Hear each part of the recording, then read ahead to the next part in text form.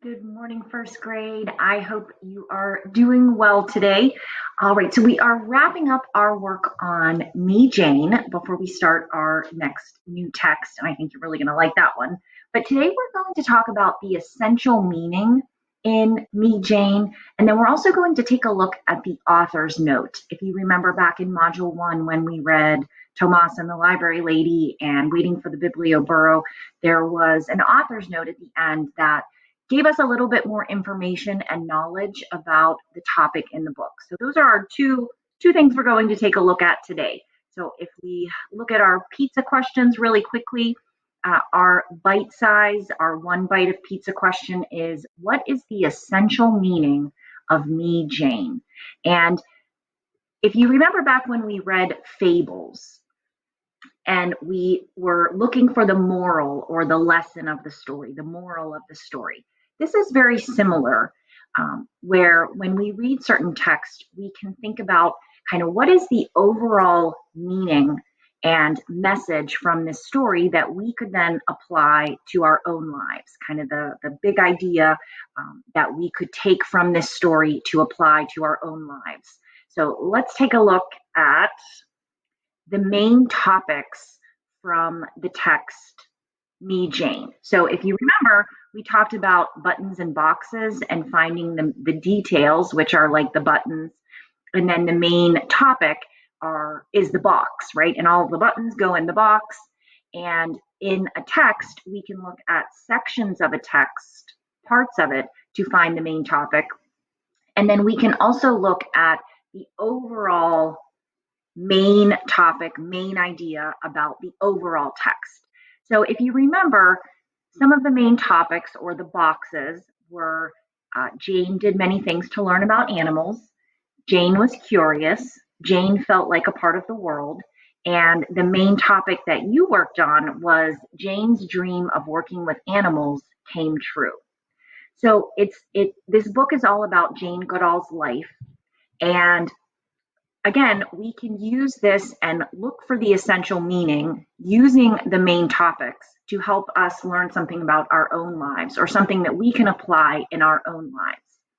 Okay, so again, essential meaning or the important message. Now, while this was a little different from the fables that we read, and there was not a moral of the story written at the end of this text like there was in the fables, right? You remember the mouse moral at the end of Seven Blind Mice. We can still take the information from a text and find out what the important message is that could possibly help us in our own lives. So maybe some things that the author wants us to learn from this text. I was thinking that, your dreams can come true. Jane was very interested in learning about animals and wanted to work and live with the animals and help the animals. And we'll learn that, a lot of people told her that it would be impossible for her to do that. But she kept working at it and her dream ended up coming true. If you're curious about something, in this case, she was curious about animals in nature and she was able to learn a lot from being curious, asking questions, observing things. So that could be something that we could learn from that. You can always discover new things in nature if you're curious. That's kind of connected to what we just said about, being curious. You can learn a lot. You can find out all sorts of different things if you're curious and you look for that information. And, her dreams came true because of her actions, because of her being curious about nature and animals and always, looking into it, learning about it, studying it. She was able to, make her dream come true. So I think if we kind of take all of those things together, a really good essential meaning for this text is that being curious and discovering new things can help your dream come true one day. So if there's something that you are really interested in that, some people might say you're really passionate about, maybe you've heard people say that before. If you are curious and you actively you work to make discoveries about it, you study it, you observe it, you read about it, you watch things about it, you can make your dream come true. So I think that's a really great essential meaning that we can learn from this story and from the story of Jane Goodall, in general. And now, like we've done in the past, we want to try to find evidence to support the essential meaning. So find specific parts from the text that can support our essential meaning. Do you remember back when we were working on the fables and we would have two lessons of the story, and there would be one that was a stronger message, and there was one that was not as good of a message because we couldn't find support from the actual text to support it. I don't know if you remember doing that, but this is kind of like what we're doing. It's not kind of, it is what we're doing right now. We want to look at the text to see, are there specific parts from the text, specific evidence to support this essential meaning. And I think we'll find that we will be able to find some. So let's take a look at this. So here are the specific parts, the evidence from the text that supports our essential meaning from me, Jane. So Jane was curious about animals in nature. We saw that, from the beginning, from as a child. She discovered new things about nature because she was curious about it and actively, pursued or actively went after learning more information, right? She went into the chicken coop. She kind of just didn't say, oh, I wonder, and then didn't do anything about it. She went into the chicken coop to try to figure out what she was curious about. She had a dream. She knew how much she loved animals and nature. And so she had a goal, a dream that she was working towards. And her dream came true. So I think all of this evidence from the text does support this essential meaning. Again, that's kind of the big message the author wants us to take from a story. And if we take a look here, we can add this to our essential meaning or our lessons chart.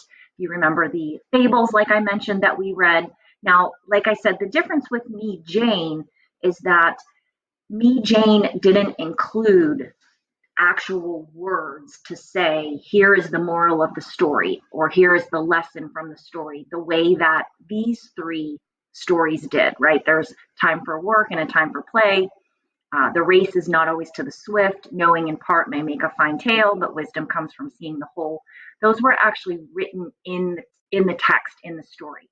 Some books will have that, right? Generally, fables, like we learned, fables will teach a lesson, have a moral, but we can also still gain valuable information and valuable messages that we can apply to our own life from other texts and other stories, just like in Me, Jane. So that's why this part is blank, because there isn't a specific moral written in the text, but as good readers, we can go through thinking about, just like we did, the steps we just took, thinking about the main topics, thinking about the overall main topic of the text, and coming up with an essential meaning, and then just checking to make sure that we can support that essential meaning with evidence from the text, specific parts of the text that support or kind of prove the essential meaning, and we can learn from that.